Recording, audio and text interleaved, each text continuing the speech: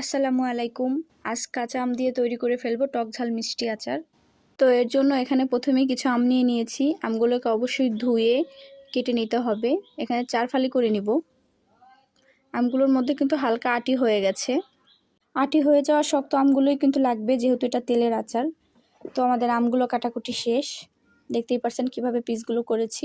এর মধ্যে দিয়ে দিব হলুদের গুঁড়ো এবং লবণের গুঁড়ো। এটা দিয়ে ভালোভাবে মিক্স করে 2 দিন রোদে দিয়ে দিব। চাইলে আপনারা 3-4 দিনও দিতে পারেন, কিন্তু এতে আমের মেন কোষটা শুকিয়ে যাবে, এজন্য 2 দিনই দিয়ে দিচ্ছি।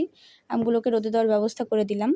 এরপর চুলায় একটি হাঁড়ি বসিয়ে দিলাম। এর মধ্যে দিয়ে দিলাম সরিষার তেল, 2টি শুকনো মরিচ দিয়ে দিয়েছি, আর দিয়েছি দারচিনি, এলাচ, লং ফাটিয়ে দিয়েছি।